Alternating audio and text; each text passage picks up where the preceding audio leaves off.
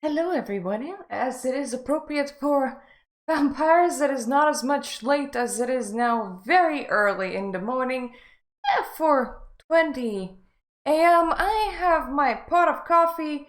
I have been overworked by my week, but today a quiz has released, an official quiz of which Vampire the Masquerade clan are you? And this is right up my alley, so I thought for chilling time today, I am just gonna click into it and do it. And I immediately apologize for whatever my green screen is gonna be doing in here.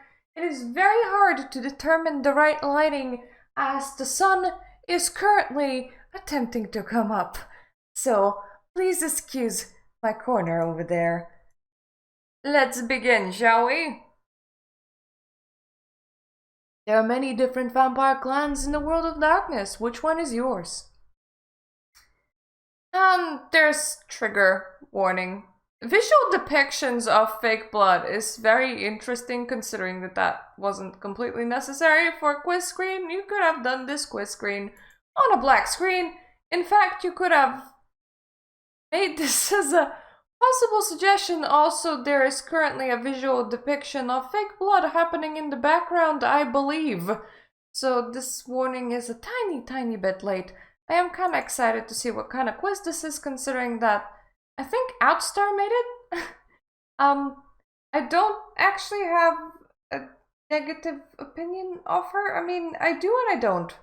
Meaning, I actually default back into neutral. My husband kind of thinks that our styles sometimes coincide, probably because of our haircut. So, fellow short-haired woman and my style. Embrace. The act of transforming a mortal into a vampire. The embrace requires the vampire to drain the victim and then replace the victim's blood with a bit of their own. Some embraces are accidental acts of violence or passion. Some are carefully planned, choosing just the right person to usher into undeath. This is your story, and it starts when you're still alive. Alrighty, living. I think I got that one down. Maybe, possibly. How would people who know you would describe you? Oh, Jesus, this is gonna be hard because I am not a single-faceted human.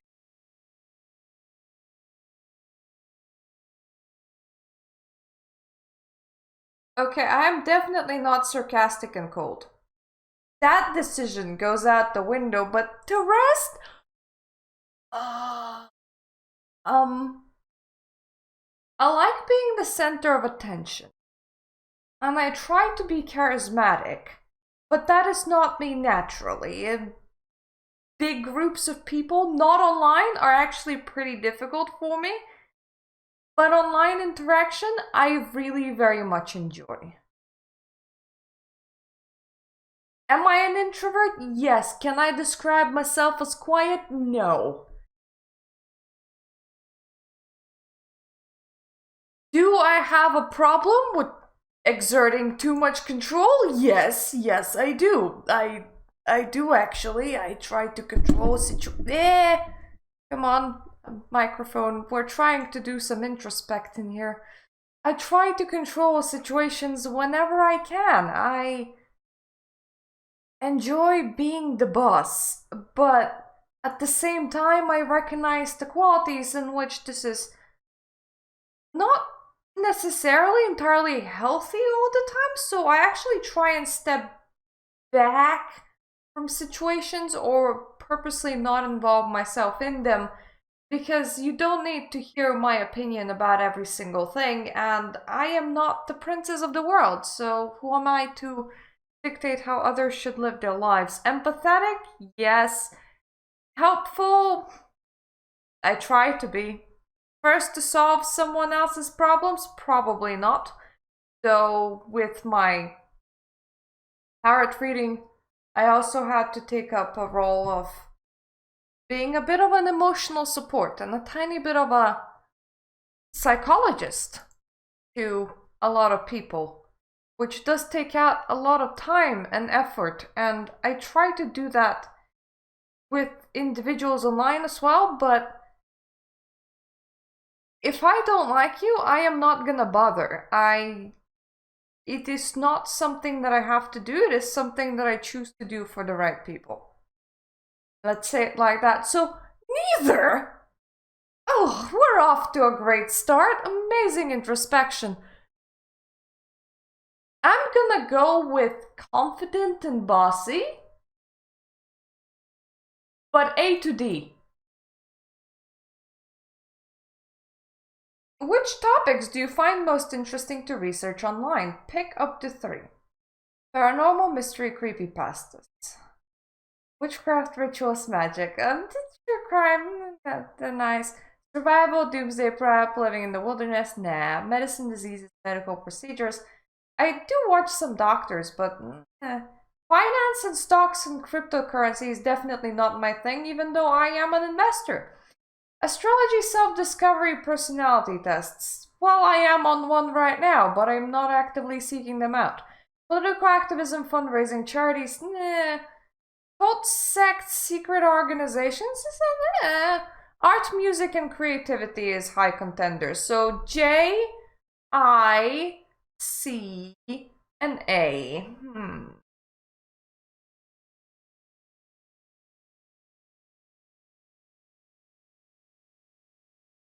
Which one have I done the most of recently? That would be between A, C, and J. You know what? Let's go with art, music, and creativity. Now, my art tends to be occult in nature, but majority of my time tends to be spent listening to music of sorts, listening to audiobooks while I work, engaging in game sort of content, engaging in occult content, and engaging in anything that crosses more than one of those tick boxes. Which is your ideal evening?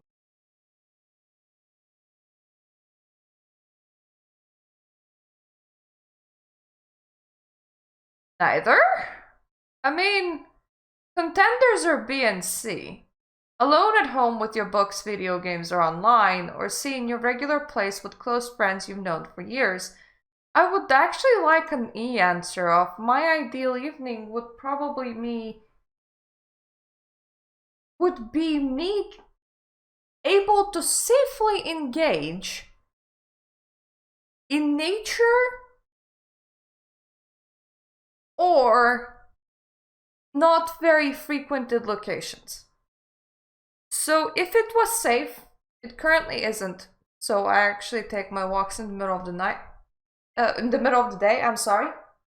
Especially when I know that people aren't gonna try and harass me on the street. If it was safe, what I love the most, when the sun goes down and the air gets cooler, to go out, take a camera out, go exploring. I can't do that, so I do it at daytime, but it would be my ideal evening. I feel like I've been at home for too much. But at the same time, I feel like I don't actually have a regular place where I take other people. I spend time at home with other people, and I spend time alone in my regular places. I'm weird. I'm just gonna go with B. What's your online presence like? You've been called an influencer more than once. False, even though I do get free game keys. You keep it professional, like you're too successful and busy to post often. False, though I do have multiple identities. Mostly to do with the fact that I am gonna not involve my real life family into this. Niche and strongly driven by your current interests. Everyone who follows you knows what you're passionate about. Oh, that would be me. That would be me. You know about all of my interests, no matter you need to know about them or not. I am often surrounded by other people.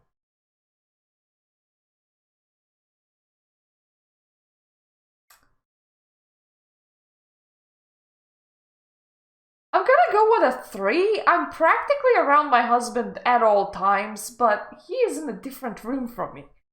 I prefer hierarchy and structure over total chaos and disorganization. Oh, 0. All chaos. All chaos, baby!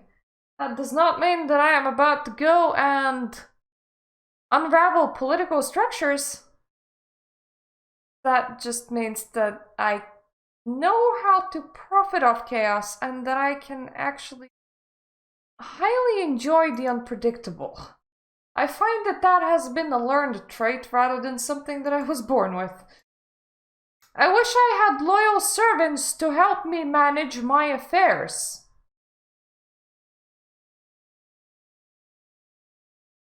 I'm gonna go with a 5 here.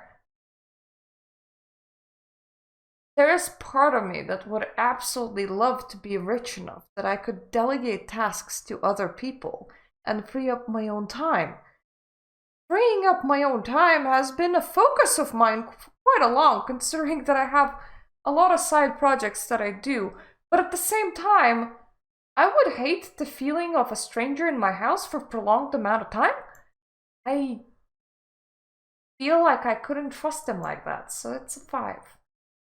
When push comes to shove, I'd rather fight with my words than my fists. Oh, most definitely. Murta sucks in fistfights.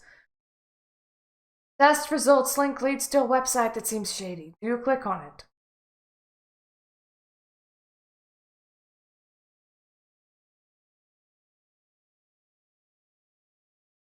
Yeah, but I would have some safety precautions.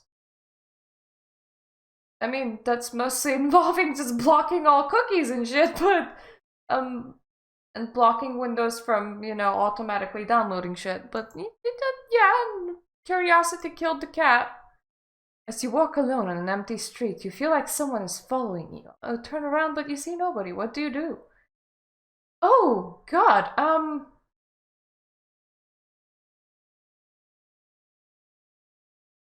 you know... Unfortunately, this is gonna be even worse. If it was me in real life and I couldn't find the source, I would actually assume that it could be spiritual potentially, because I have sensed those presences before. So I would probably take out my camera and try and illuminate the buildings around me. I would probably find a lot of joy in doing that. If I, however, turned around and I saw a person, that would be an entirely different point. I am more scared of people than I am of presences. Someone broke into your home. What would they see after entering it? Oh, God, no! Cat litter box? My old chair that I still haven't thrown around, but it has been adopted by the cats in the corridor.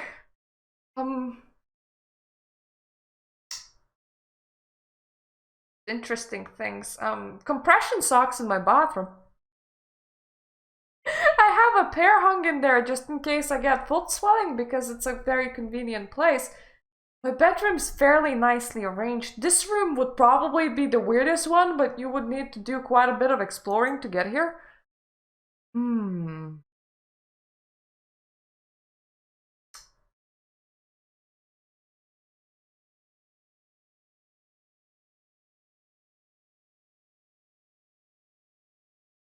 You know what? Barely anything of importance, I must say. A lot of things do carry a lot of importance here, but they're not entirely valuable. What are you gonna do? Steal my tarot book? I mean, it's definitely an interesting sight to behold, but it is not an expensive place. I think the absolute most expensive thing that you could find hanging would be my pearl necklace, and I don't think that pearls are normally like that impressive for people. It's just that the fact that this specific necklace I got as a gift from my grandma like over 10 years ago. My family never had a lot of jewelry or passed down possessions, so that was a special gift to me. But that is not like an overly expensive thing. You know you have been spied on. It's been going on for weeks now. How do you handle it? Oh, cool. Moving images. I can tell you how I handled it the last time. I did a small ritual and I asked to burn off the energy of people trying to pursue me at that point, which universe took as redirect all the energy to Murta, so I actually made myself hyper for a while. That is how I handled it last time, but at the same time it was a lot of indistinct people. It was like a big group. So if it would have been like a specific individual, I would have contacted the police. I am having a similar thing right now with like some teenage people, but because they're teenage, I can't even go to a police. So instead, I am actively avoiding them by taking my walks during school hours, which seems to work. I mean, they're very young. They will probably lose focus.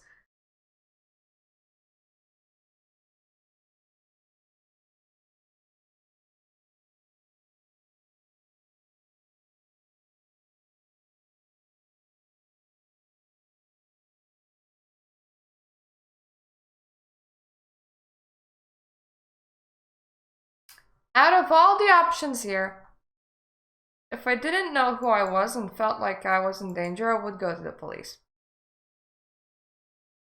You have been embraced. This is the first step into your undead world. You're now kindred, a vampire. When you open your eyes, you see the one who did this to you. Who do you see?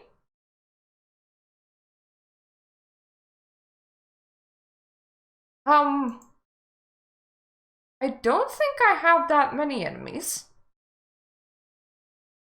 I am a saucy kind of girl, but it would hardly be a lover considering that I am married. I don't really have people that I look up to. In general, I try not to idolize other individuals. We're all on our separate paths. Having a role model has always been a fairly odd question for me when I was in school, and it continues to be so in my adult life. I am not too sure if I would call them a monster or not. I am, however, I'm getting really distracted by that person's tooth. I hope that that is glue. Is that fang glue? That's... Because otherwise you kind of like have a lot of things stuck in your tooth, like right over here, and I hate it. I absolutely hate it. So, between D and E,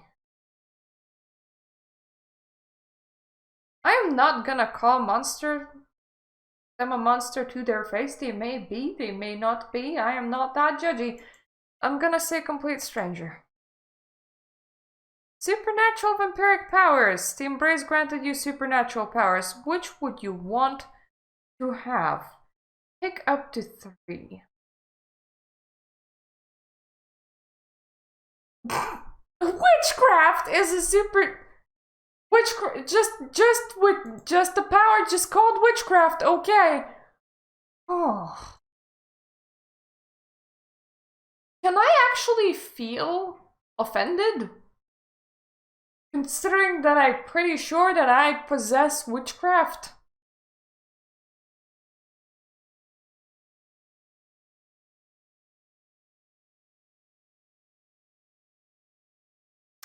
I'm gonna take charm. I would love to be able to boost myself. I am definitely gonna take witchcraft, even though I am slightly offended by it being on the list. And I am also gonna be taking...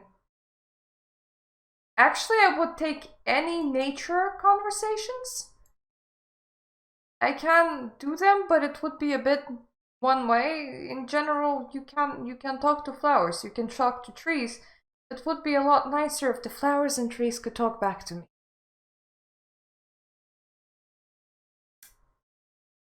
Being immortal sounds great in theory, but there's a price to pay. Pick one that seems the most suitable.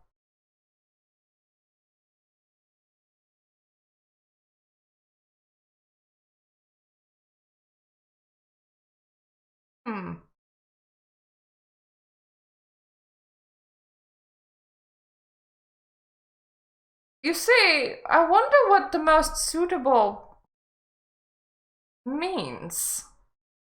Because some of these I can just attribute to me as I am right now. It's a bit problematic. You have difficulty controlling emotions? I have somehow become completely emotionally neutered. I don't know how I managed to stop giving a shit, but I managed to stop giving a shit. Would that be a great punishment? It would, because I remember what giving a shit felt like, and I don't want to feel like I give a shit ever again. Would I select it? It seems kinda arbitrary. You're forced to hide or survive on a run? That seems like highly appropriate. Honestly, I would expect that to just be the way that vampires are, so leaning there. No one seems to trust you. Would be both me, currently, and me in vampiric life. Alternatively, some people are the exact opposite with me, where they will come in and tell me their darkest secrets and desires without me ever asking. And it honestly kind of weirds me out sometimes, though I very much appreciate their trust, for I never betray it, but it does weird me out sometimes. In dire situations, you tend to be controlling and ruthless. I don't even see this as a downside. I don't even see this as a downside. At all. I find that to be normal. And especially if you're talking about undead monsters, I would find that normal. Sometimes you get tunnel vision, completely obsessed with a single thing or person. I mean, my tunnel vision is pretty broad, but I live in the sky. Which means I have a true problem with staying down on the ground and not just living completely in my head. But it gets me through day to day. And oftentimes it doesn't actually interrupt with what I'm doing because I can think and do at the same time. Let's go with no one seems to trust me. As a vampire, you're cursed with the need to drink human blood, and obtaining it is not always easy. How do you hunt for your prey? Can I eat demons? Probably no, but...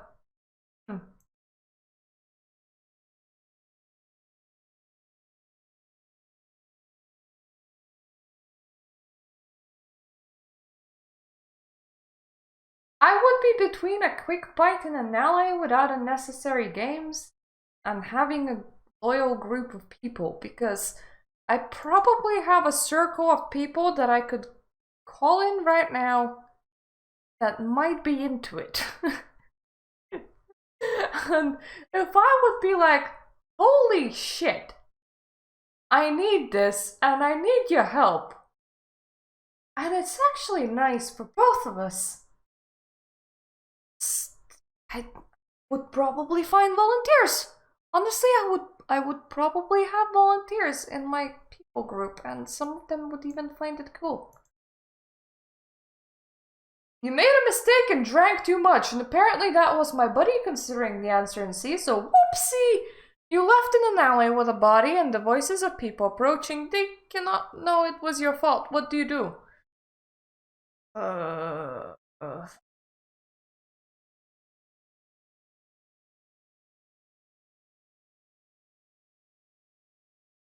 I am gonna use supernatural means to make the body disappear. I do not care that the body will never be found for a funeral unless, of course, that ghost starts persecuting somebody, in which case I would probably have to come back and explain to the ghost why their body can't be found for a funeral, or organize a funeral myself. The night belongs to those with ambition. What is yours?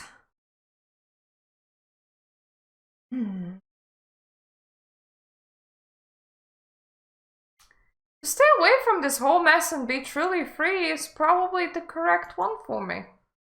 I mean, do I like wisdom and knowledge? Of course I like wisdom and knowledge, but I like achieving it on my own pace and on my own time. And oftentimes following book tutorials is just the wrong way to go about it. It's hard to explain. It's how I approach both magic and art in general. If I find something that interests me, I get a lot more out of it in just doing, rather than reading about it. There is worth in manuals up to a point, but after you grasp the basics, you should probably just go out and start experimenting on your own. So I can't say that I would be too obsessed with wisdom and knowledge, because I would just be trying to collect that through life experiences. To climb the ladder and stay on top, despite the fact that I would absolutely love to try that sort of life, is not something that I would hold on to, because I would find it to be too shallow. To be loved and idolized would be something that I would love. Absolutely love. It's very much up my alley, but once again, it would get very shallow in the long run. To destroy the worst monsters among us, well, I ain't no priest and my morality is rather subjective, so I don't think I can be passing that kind of judgment. Oh, I am a gangrel! Often closer to beasts than are vampires, the gangrels styled themselves as apex predators. I wouldn't consider myself to be an apex predator, honestly. Those pharaohs prowl the wilds as easily as urban jungle, and no clan of vampires can match their ability to endure, survive, and thrive in any environment. Often fiercely territorial, their shape-shifting abilities even give them undead paws.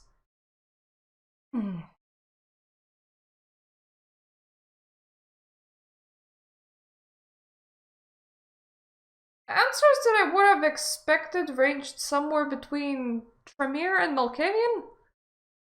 I have no offense to Gangrel. I would have honestly been offended if the answer was Bruja. I appreciate nature.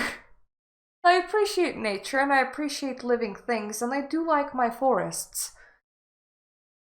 But at the same time, my pastimes are aplenty, and my interests are broad, like fairly broad, which includes technology, which includes the occult, which includes knowledge, which includes art. But at the same time, you're not defined by just your clan, so you know what? I would definitely take a gangrel. I would take a gangrel. So hey, if you want to do that kind of clan thingy majigga, just like it's down in the comment section down below, tell me what you got. And I see you the next time when it isn't 5 a.m., which honestly is in about 14 hours-ish when I start my tabletop session. I do have a work day in between that, so yeah, it's probably time for me to hit the bed. Thank you for watching, and see you next time.